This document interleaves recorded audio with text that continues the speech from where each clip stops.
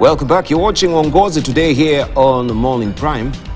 And I wanted just to draw your attention to this story here in the Standard regarding just the protest, what some of the legislators are mulling over. Now, we have MPs who are threatening to sue Kindiki at the ICC over police brutality. And it says that 3 MPs have threatened to sue Interior CS Kithure Kindiki at the International Criminal Court ICC over police brutality against demonstrators during Wednesday's protest against the high cost of living.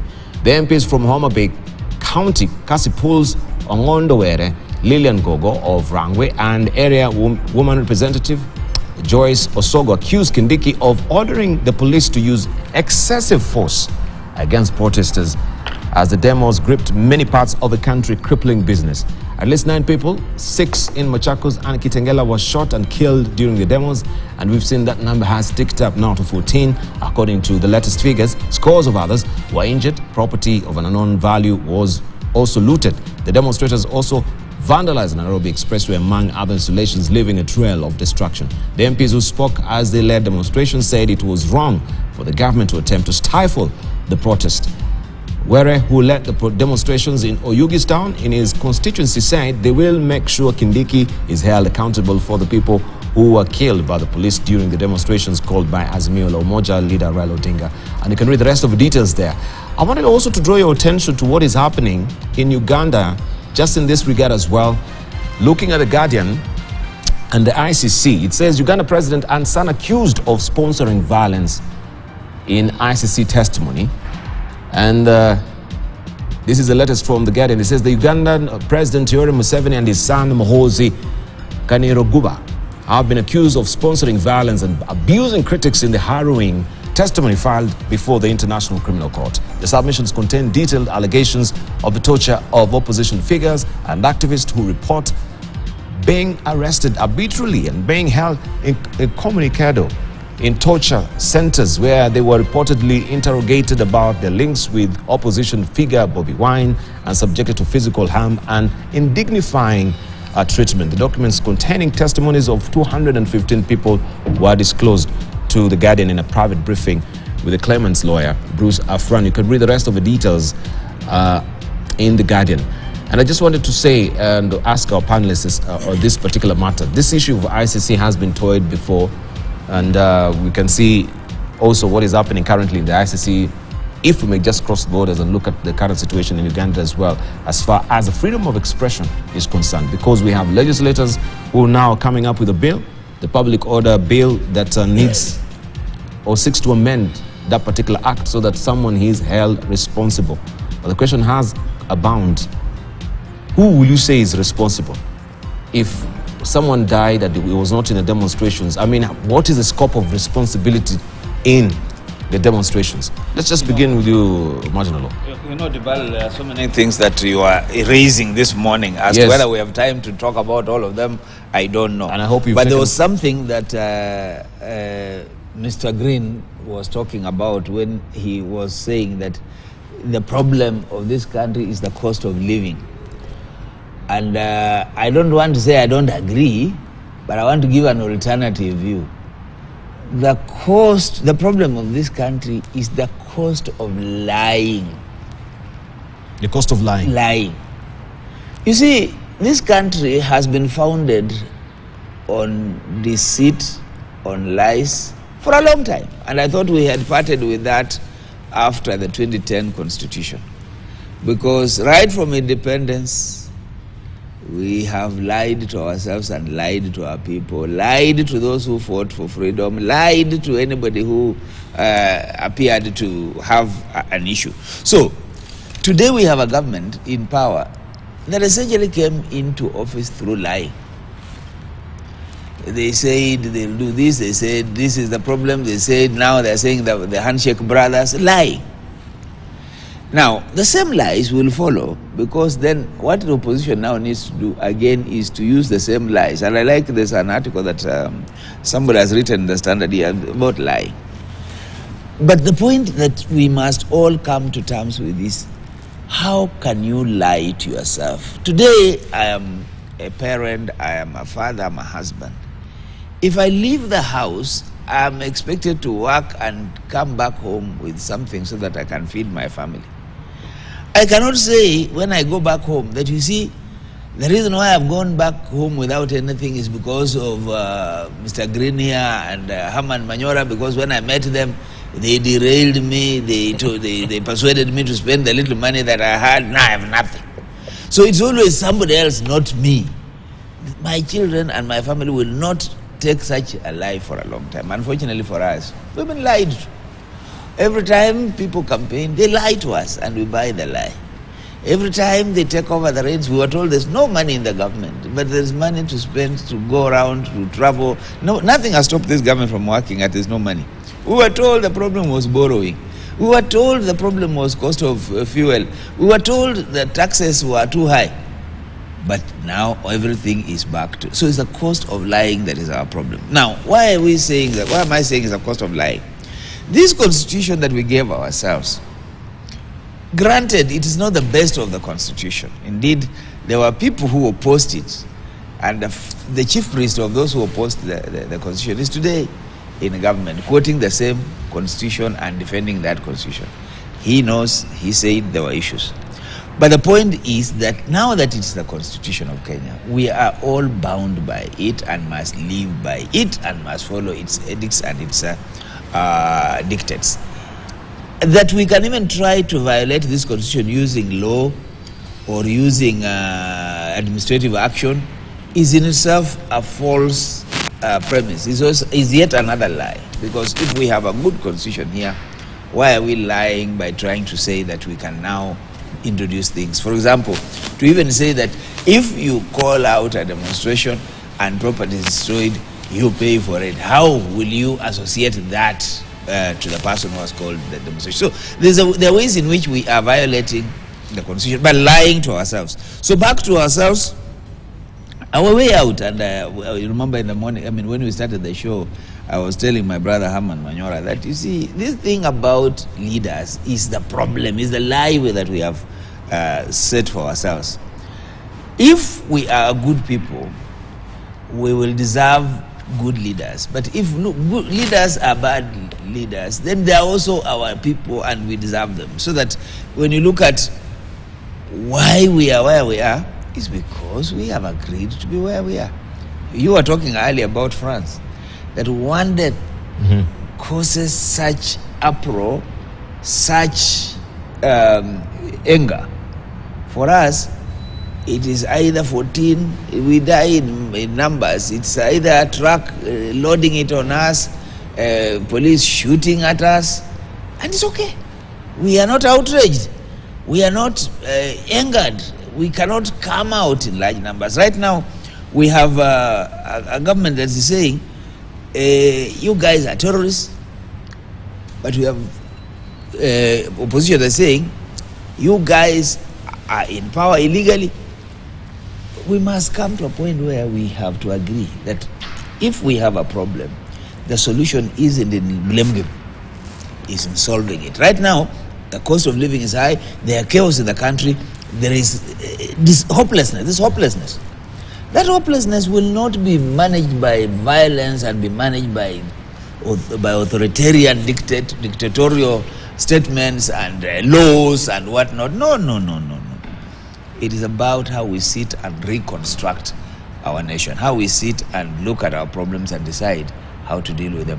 For now, we have to accept that we are on a downward slide, and this is not good for all of us.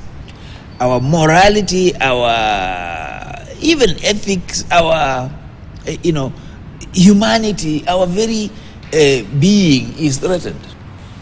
If we are lying to ourselves, we are not holding ourselves to account, we are destroying ourselves with drugs and alcoholism. We are now in a state of despair. Now, you don't meet that with force, you meet that with soft power, you meet that with human and social relations. You come back and have a reset button to say, now let us reorganize our country and let us think afresh. Let's talk to each other, let's dialogue. Let's not just keep throwing stones at each other. If you are in government, and which I know there's a government, you do not use power to keep on justifying why you must continue to oppress others. You now use that power to find out how you can bring the nation together and how you can bring people to the place of prosperity. Right. Using brute force. I just wanted to raise the issue of, first of all, the brutality of the police. We've had a police reforms working party before. And this is where we had a transformation of a national police force to national police service. And still, even before a decade has actually passed by, the president comes up with another task force to try and reform the police sector as it is. We've not even seen the blight of the brutality of police going away with the first police working party. Still, we can see what is happening, especially right now using live bullets where we have lost lives. What discernibly different will David Maraga's task force bring that is diametrically different from what the other police reforms working party brought on the table? Amun Manyora. Nothing. So we're just trading waters. Nothing. And as Martin has told you, we are a country that thrives in lies. You know, we keep lying to ourselves and to each other, and you know, we lie to everybody. Look here. When I look at the Constitution in terms of the National Police Service and what they are supposed to do, then I don't even understand what Maraga is also doing. And he's a seasoned judge, rising to become the Chief Justice. He should have told these people, no, really, there's nothing I'm supposed to do, because we have the National Police Service, and the Constitution envisages a situation where they will handle these things you want me to handle. Because look here, we like trying to show the world there's something we are doing. Number one, when we are in government, we like being populists. And that's why I've said, you can have any constitution you have, but until you separate government from states, we will never go far. The president is always moving around like a village chief, you know, from Kenyatta to Ruto through Kibaki and Uhuru. So give them the power to move around like chiefs and kings, but let a prime minister work. You see? But the president wants to feel nice, wants to promise people things, wants to look big and everything. Give them that by separating state from government in terms of functionalities. But my worry really is not about whether task force can do anything to the police or not. My concern for now is I'm very pragmatic, and I always go for that which is simple and put it as simple as possible.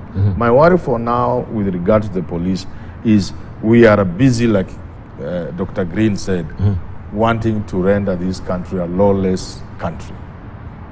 We will be lawless the moment we allow the public to overrun and run after the police. When the police become powerless before the members of the public, we are there now, where he's saying. We are already there. We have crossed the red line. We're losing our country. Because it would mean, in terms of emergency, the status of what do you call it? Not emergency. When you have problems, I think it's not what do you call it? Disaster. Yes. Experts in disaster management will tell you that is the point at which you bring in the military. By the time you bring in the military, you are admitting that things are beyond control. To what extent are you still a civilian government if you bring the military to run your affairs? It's not just about even riots. Even when you had Corona, it gets to a point where there's breakdown, the government gives up. It leaves to God, like in Italy. That's the time the military steps in. So, look here. My concern is that we are getting to a point where the people will get used to harassing the police. We have come a long way. The police are a much better establishment than they were before. But so have the people changed. We are asking the police to manage riots the way they managed riots 20, 30 years ago, using the same crude instruments. You get it? Yeah. The police will throw tear gas even in our school, where parents have gathered to find out. This food that is killing our children, where is it stored? Just that, and somebody throws a tear gas. As we are being shown increasingly, the people are just laughing at the tear gas because they are picking the tear gas and throwing back. I'm even hearing it's not as lethal as it used to be. I don't know whether those are now international standards or things like those. The water cannons used to be carry something that will itch your skin. I hear it's almost just water now. So the moment we allow the population to overrun the police, we are courting disaster. So to me, it's not about task force or anything like that. To me, it's about what are we playing with? And the answer is we are playing with fire. Because you can imagine when the police, people don't care about the police. That is a breakdown of law and order. We are gone as a country. Yeah, because when sometimes I hear people saying the police are doing nothing, I ask them, supposing we sent all the policemen on leave for 2 days. You know, so that's the same situation we want to create. You've seen police running away from the crowds, being overpowered. And if we allow this to happen, another 3-4 riots, I want to tell you, the police will watch helplessly. And that will be a dangerous place to be. We don't want to get there. Yeah. Dr. Kalua. You know, this country has got very great people. Great people seated in the right places. Look at Maraga, as you say. Look at Dr. David Ogine in the anti-corruption office. Look at officers, very honorable individuals in very honorable places. But what kind of a country and people do we have? We have a community that is paying money openly as bribe to the police. We have a community that is doing things blatantly away from the Constitution because they are tired. They have found that nobody is responding to their issues, and it is painful. It is increasingly painful. When I say to the team and my brother here that our challenge is economic situation, I'm talking about the current challenge. In Kenya, we have gotten everything right, save for politics.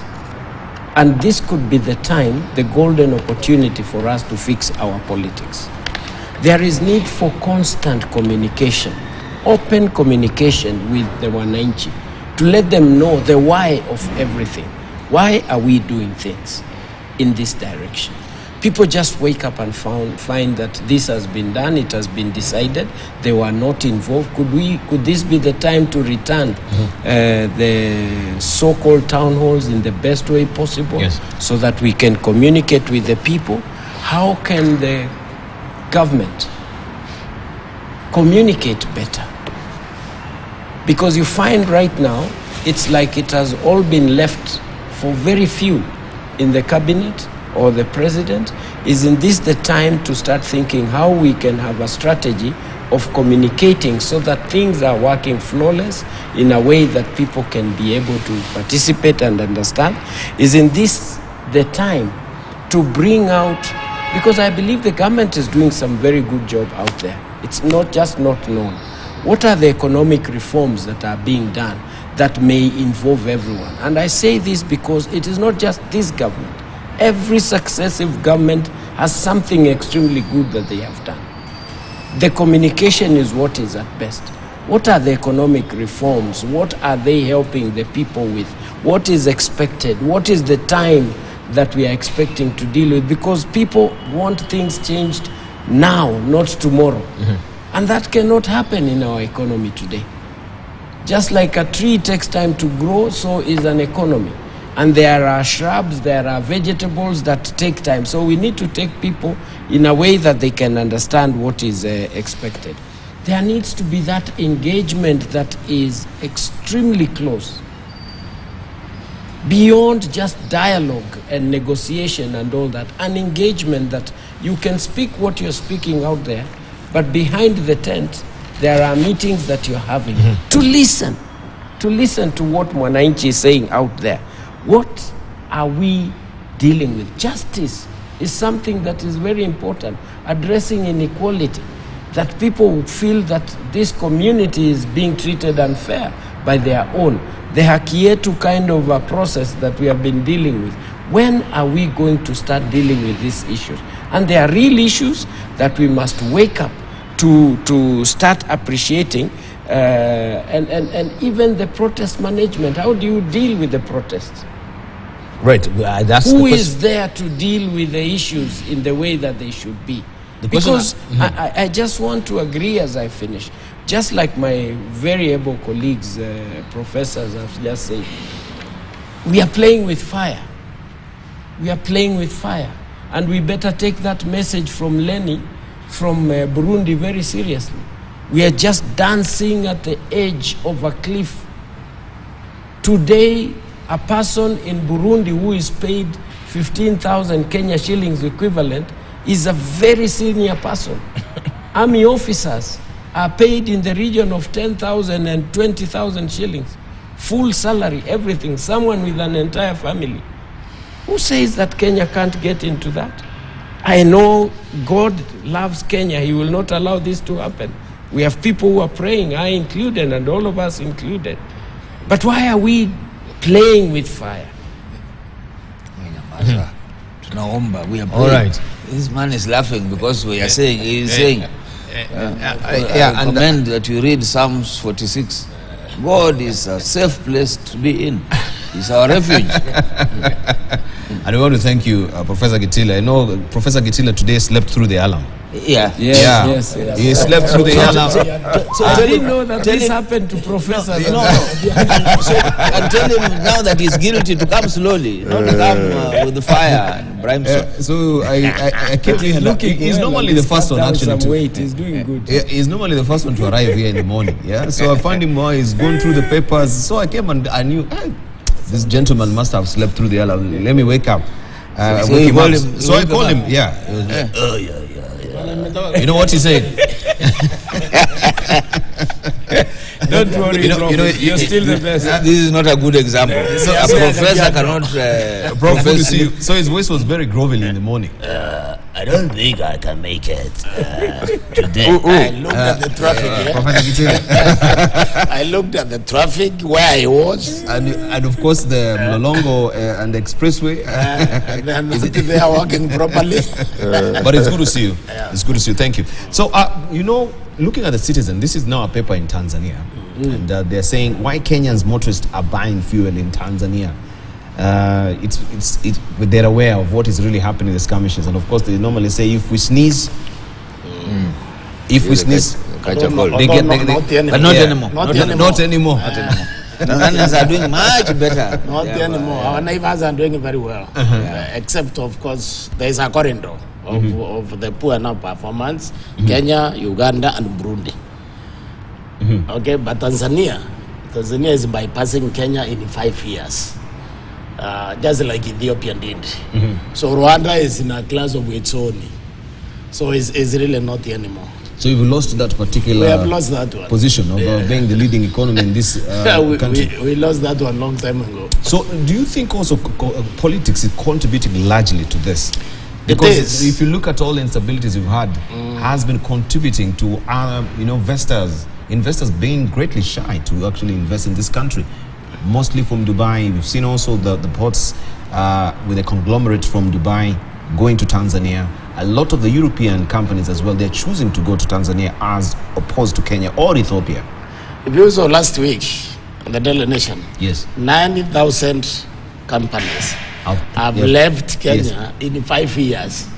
They have not even left Kenyans. They've closed shop. Yeah, they closed shop and they left completely. So that's a huge number. That should tell you that our mundo is not right. So why I was laughing about the prayers, because there is something I think everybody accepts. The prayers will never solve your problem. No, they will. And I think they will. Pray and work. But Kalua said something very important here. Okay, thank you. He asked why. Why do we do the things we do? You know, in the university, there's a case we used to, in management, to teach to our students, to prompt them on how to ask 30 questions. The why. There was a military barracks which are under Slav.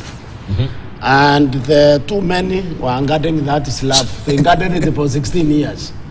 So until one officer came, and he was commandant now. And he wanted to know, why do we guard this slab? What is in here? So now you see, you can't really destroy the slab in order to find what is inside. But he decided to go to the archives to see the original documentation. What he found is the slab was built by an officer so that they can use it during the parades. But then the animals were not allowing the slab to dry, so they positioned the soldiers to guard it. Okay? Now, that officer, this officer was transferred. He was transferred before the slab dried. So a new officer came. And from that time, they always posted the two officers to guard the slab. Until this person now discovered, hey, wait a minute. Okay? Why are we doing it? So our problem is we are always guarding the slab. We have not figured out ourselves. Yeah, why do we talk about electoral justice every season? Okay, why do we even demonstrate?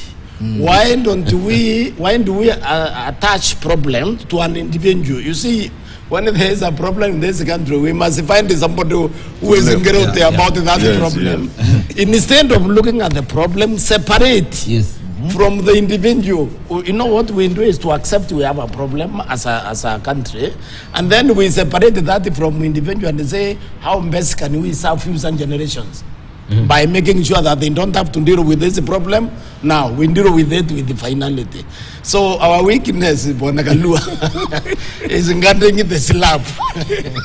We must be allowing him to be sleeping more. Because I think he's very constructive visions and very constructive. So we are guarding slabs. We are guarding the slab. We are not able to transcend ourselves and ask, why are we guarding the slab? We are going in circles over the same issue. Yeah, we are going in circles, the same thing. I like that allegory. But what do you think about also the amendment of some of these acts, like the Public Order Act, so that we may try and tame? Isn't this also infringing the freedom of expression? It's also that is guarding the slab, because you don't make a law to tame. You make a law to move society forward. You see, even when we make laws here, we make them for individual in mind. Most of the time, instead of making laws for prosperity. I mean, yes, for future generations. So if they are going to amend the Public Order Act, of course, people will have to look against the Constitution and see whether it offends the Constitution. And basically, the court will knock it off if it offends the Constitution. So that thinking that I want a legacy, okay? I want to be a Mandela. I want to be a Nyerere. I want to be a Martin Luther King. We don't have it here. we are very combative. Okay? We are actually very combative as a people. And we need to lower that combativeness. We are very quick to make enemies or to think so and so is my enemy.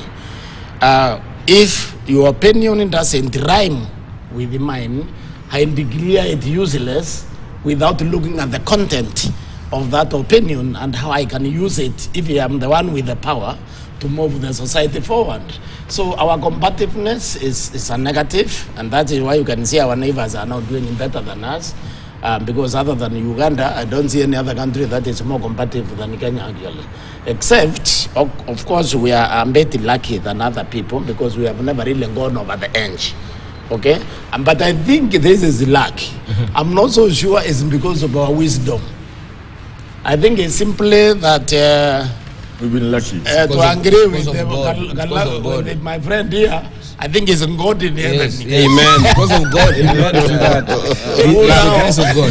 Who somehow brings a hand and controls our passions because we seem to be way too passionate. You see, leadership, especially at the national level, is about transcending individual passions and being a statesman. This is why, I mean, the only statesman I think we have produced is Mwai Kibaki. You never had him exchange one directly with an individual. He never did that. That's what the statesmen do. They don't exchange words, but then they work in the meetings.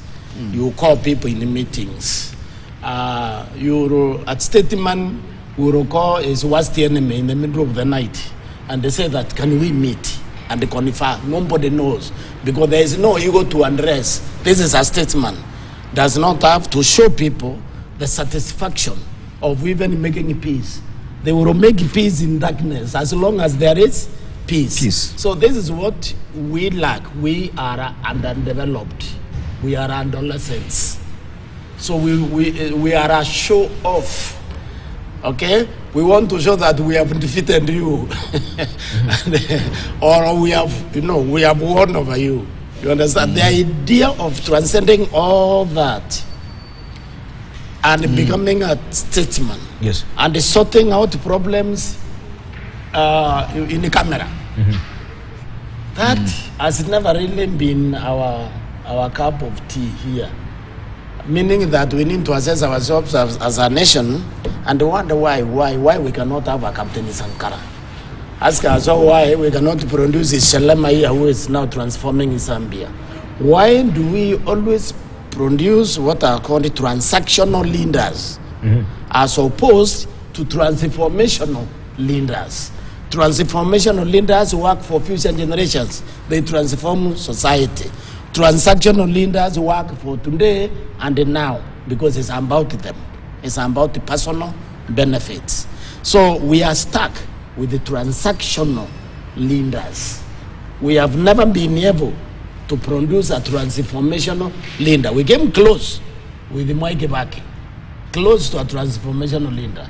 But I guess also the environment had been so polluted that he wasn't able to go to our culture, because to transform, you also need to address the culture, the way people do things. So he concentrated on the economy, to move the economy forward, because of the way where we had reached. But and so under Uhuru Kenyatta, we became 100% transactional. Thank you. We are just dealing with that even now. Transactional. Okay. Maybe I should also come to from the academia, where we have Herman Manyora and also Dr. Martin Olo. If we're really talking about, and I wanted to also conflict the issue of a conflict of interest bill that is there. When you talk about culture, where do we because this is an issue of culture when it comes to the conflict of interest bill that is being sponsored by Imani Ichung'wah, that our leaders should now be declaring their wealth, despite the fact that we have legislation on that bit as well that has never been implemented. Is it an issue of culture from our leaders, from even us as Kenyans, that it is so backed in our system that we are so corrupt and it's become a modus operandi, and we cannot begin to actually cure this by legislation? It has to come from the academia with the next generation, because it seems now with this generation, we've crossed the Rubicon completely. And I remember Herman used to say, you know, in this country, for you to be a billionaire, you have to work with the government. And you have to be in and you have to be a thief. I remember those clips used to make so many rounds then. Yes. And it's still true today that for you to be rich, you have to actually be a trader in government. You have to have tenders in government. You have to buy air in government. So this culture, how can we break the gloom and doom around corruption in this country? Does it begin in the institutions? Does it begin from the legislation? Does it begin from a church? Do we all also mix all these things together so that we can try and save this society? I think, the thing has gotten to a point where I do not see a single effort made by a single source to solve it. It cannot be by legislation. And therefore, you know, if you look at how we started on a wrong footing. We got independence, and instead of knowing this was our country, we set to rob from it. Primitive accumulation. So you are the leaders of the country and you want all tracts of land, yet it is all yours. So it's like you are stealing it from a neighbor, but you are stealing from yourself. So corruption has gotten to a point right now, for example, where our politics has been so corrupted that no amount of legislation can help it. And therefore, there are only two ways. And I think Kenyans will either pray or work towards it. Yes. Pray and work. The first one will be born out of hopelessness. Anytime a situation has gotten to a point of hopelessness, something is born out of it. Something must die for life to sprout. That's the law of nature. And that means we are pushing the citizens of this country into a revolution. So one way of changing this country will be through a revolution, because our leaders are completely incapable. You cannot make laws to tame corruption. You cannot trust the current leadership to deal with the corruption. So that route is a waste of time. And therefore the situation will get worse up to a point where the citizens cannot take it anymore. And a revolution will ensue, and we know the pains that a revolution brings. Before it births a good thing, you go through a stretch of pain. So if we are prepared to break the country and take another 50 years to rebuild it, fine, it's good. The second option is that either by an act of God or prayer, or maybe, and we've come close to it, you get the right man in State House. And I'm not saying the person there is not right, but to bring about the sort of Kenya we are talking about, a Kenya where corruption isn't where it is, a Kenyan where people live like human beings, a Kenya where Kenyan children can go to school and is a good environment, where not a Kenya where almost half the population lives below the poverty line, where millions of people go to bed hungry, a Kenya where millions of young men and women with education are jobless, where what is happening in the village, I told you, that sort of Kenya can be changed by an individual. Because countries have been changed where one no-nonsense guy, man or woman, lands in the palace or the White House or State House, and that will change everything. Anything in between, I don't see it working. No amount of legislation, no law can tame corruption in this country. It has to be a man or woman in State House with a singular purpose to change this country, like Lee Kuan Yew in Singapore. No nonsense person. Because I can see a lot of hands. Because the truth is, these people you see in this country are incapable of changing this country. You know, you see, let me say this. No, I want to come to this. Everybody wants to react. Wait, I want to come. Okay, let's hear from Martin. Then we'll come to you. There is something that Herman is saying that we need to look at, and even the professor has talked about. This business of trying to look for Sankaras and trying to look for Martin Luther King from outside will not help our problem. Kenyan problems are uniquely Kenyan and can only be helped by Kenyans. Indeed. But it takes one to help Kenya. I'm coming to it. It takes a Sankara. If there was somebody, if a Kenyan Sankara were to appear in this country and campaigned, they will lose the election miserably. Because they lose the election miserably. No, but that's where we're beginning. How do we change this cycle? Because it's affecting our system. So the thing is this. The thing is this. We are Kenyans, and let's agree where we are. To say that we need somebody in the State House to end corruption is to say that there's no corruption in the village. Is to say that there are no corruption even in our places of worship. Is to say that there are no corruption even in schools. Is to say that even our exams are not stolen. The point is, we are just who we are throughout. No, everywhere we go. Wait. Throughout. Our examinations are leaked, they are stolen, and we win because, or rather we pass through hook or crook.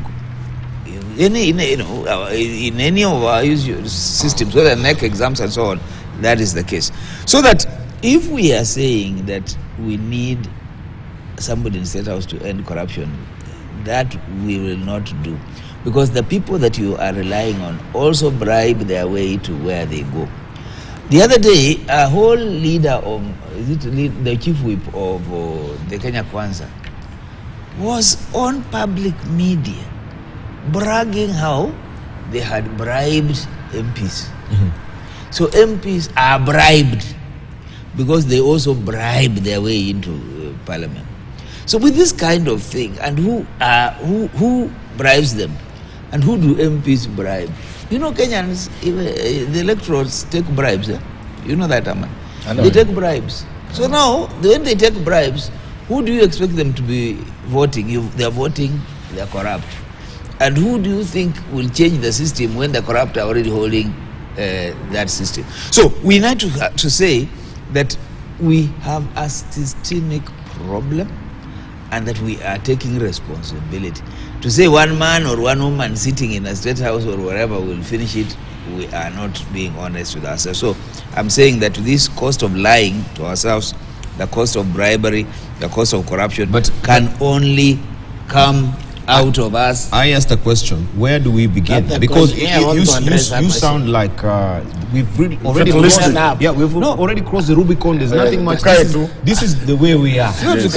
Yeah. This is our DNA. The beginning of our problem. It cannot be regenerated. The beginning of a solution is to accept the problem, but not to externalize it. Don't look for a Sangara. Don't look for a president.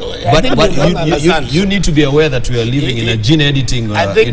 Just a moment, Prof. We'll come to you because I wanted to come to Dr. Green, because if we look at the Orientals and the way they've managed clamping on corruption, it might sound really brutal, hanging, but look at what China is actually going through with almost a population of how many billions? 1.6. Yeah, if you were talking about 1.5 going upwards, 1.5 billion people. The reason why China, they're so hard on corruption, if you're caught in corruption, you have to be hanged or a firing squad, is the fact that if this system is gamed and you have a population of 1.5 billion people you cannot feed, what sort of unrest will that be? Correct. What sort of anarchy will happen? What sort of ungovernable country will China be? That's what they really stand on corruption. And I think maybe sometimes you need to take such measures here. They might say that all human rights will cry and say, oh, but it will be a sounding one like what you don't even need to go far. Rawlings did you don't in go Ghana, that way. in Ghana as well. You don't go that far. Or Rwanda now. Before Kalua comes in, once one man or woman lands in State House, and the people know he's not a joker, everybody will stop joking. I'm coming there. All right. But we wanted to see, we're talking about man, we're talking about man and we're talking about culture. Because even in the, and I know also Dr. Green is very intimately familiar with the Japanese culture, where they don't really tolerate corruption, and the ethics of working hard is really embedded in their system. Huh?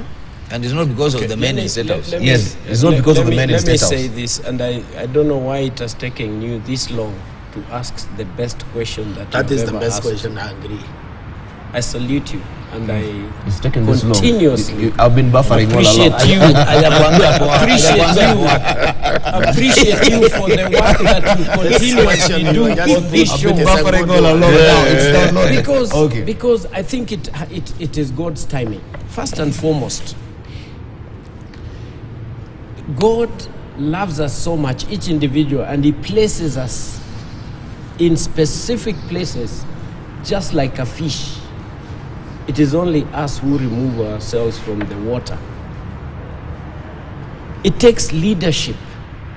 It takes a serious choice for one to do what is right for common good. It takes the leader. And I'll give you a very simple example. Rwanda. And why Rwanda is clean in the streets and what is said to have happened.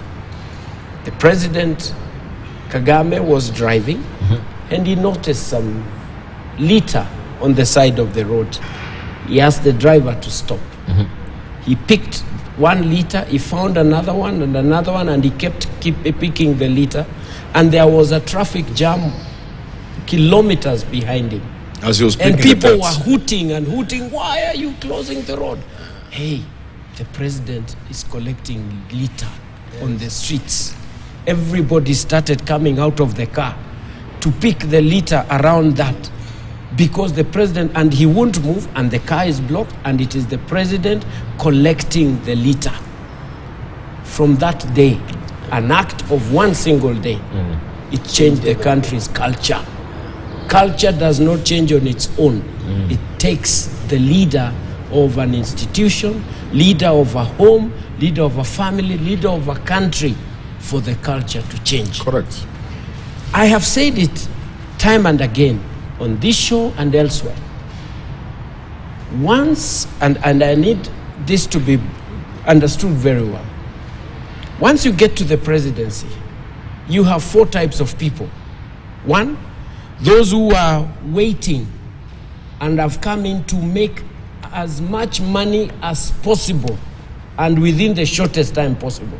They are part of the government. And they gave a lot of money and they want it to be refunded as soon as possible. 2, there are those who are busy organizing the next government. Immediately you start, and they have done nothing on this government. They are already mobilizing resources, aligning people to go and do what they have to do. 3, we have those people who are just in the status quo. Tumeshazoea hao watu, huyu anakuja na ataenda, hakuna kitu imebaki hapa. And we have those people who are just good, waiting to see what is going to happen and wishing that the president can stay on. The moment our dear president, lovely President Ruto, wakes up and makes a choice in his heart to become a one-term president, Kenyans will give him the next presidency without any much effort, because when you make such a choice, you don't listen to anyone who is derailing you. You don't listen, you just make the right choices. You become a Mandela outright, you become anybody else. And what Kenyans want, and there has never been, you can remember the effort that was put during the elections. We are tired of dynasty, and now we have our own, a hustler, who can be able to change our country. Kenyans are looking for that, and maybe out of what we are seeing in the protests, they are not seeing that in our president and the leadership. And this is a choice that he can be able to make, to listen to what Mwananchi is saying. I have said again and again, my President Ruto is the luckiest president in this country. Lucky because within 1 year of his time in office, he already knows what people are saying. Others know it during the elections. Others is a silent noise and the pain that is out there, and they get to know it too late when they cannot be able to do anything. So that the second phase becomes a big challenge and they have to really push it through. It is a great opportunity for President Ruto to take decisions, hard decisions. They can never be made when he has people around him who are already working for the next election, who are doing things in a different way so that they can succeed. And therefore, I agree with my colleagues. It takes the leader to do what he must do to lead a nation out of the current situation. That decision, the moment he makes it, he will sit and discuss with Raila Odinga and tell him, my brother, what is the problem? I saw this problem when there was a transition to the next president, Moi. I saw the transition to Kibaki, there was a similar problem. I saw a similar transaction when Kenyatta was leaving. What do you think is the problem? Thank you. There will be that kind of negotiation. And I think Kenya has reached to that point that we now need to be sober and address things in that manner. But still, I want you to address, because you've not addressed the issue of the culture. So, culture is driven by the leader. I believe Professor will help me to say the question. Yes. Why I think his end is probably the most important, maybe since we started coming here, is because it touches on what is wrong with our country. I know my friend here didn't get my statement, meaning that our listeners may also have misunderstood. We are not looking for a Captain Sankara from outside Kenya. We are looking for a Sankara who is a Kenyan. You say, what am I saying? You can't get a Sankara here. So what am I saying? That is his problem. Yes. So what we are saying here is this, that the problem with the Kenyan government, and I want you to understand that the government came from, this is what my brother here was explaining, the Kenyan government from when it was formed by the colonial state, okay, it has never changed. What was the definition of our colonial state? An exploitative state, because it was external individuals exploiting the people of Kenya. So subsequent government haven't been exploitative. They have not been Kenyans. We are looking for a Kenyan president. We have never gotten one, because the mental frame-up of the leadership, and that's why Galua is so right, that what you need is that one leader who will come and become a Kenyan. And the primitive accumulation using the office will not define its policy or our policy. That is the Kenyan who has not come. Remember, you know, we sometimes forget too quickly. Remember the switch which took place in the national psyche, in our consciousness, when Kibaki took power. You and the Kenyans change overnight and begin to arrest policemen on the road for taking bribes. So we are not doomed. We are not completely, we are not doomed. We are not that bad. We get that one Linda Kalua is talking about. That one Linda Professor Manyora is talking about. Trust me, this country can change in 1 week. Indeed. So we need that Kenyan who has total, complete love for the country. And this is where also we go wrong. Managalua, we say we love our leaders. Can I just butt in and take a short break? Yes. Yes, so that I'll pick your brains from the other side of a break as well. And we can also just cross over to Malawi as we're taking a short break, where Malawians were looking for a leader. And the young men mobilized and they sat down and said, who is the best crop of a leader that you've seen so far in this country that can change Malawi from, the corruption that we have always been embroiled in, akin to what we had with the Golden Bag. And they said we need a philosophical leader. We need a leader who is ethical. And they looked around, whom did they point out to? And they went to and approached the person themselves. They went and drove to that person and said, we want you to be the leader of this country. And that is Lazarus Chakwera, who is the current president of Malawi, because they said he's a man who is clean, he's a philosophical leader. And when you talk about the situational leaders, the transformative leaders and transactional leaders, where do we fall? Do we have transactional, situational, or transformative leaders in this country? You're watching Uongozi Today. We take a short break. Now that you've taken a short break, now you have asked the real question. Now is the question. That is the question. The young guys. The way the people make that.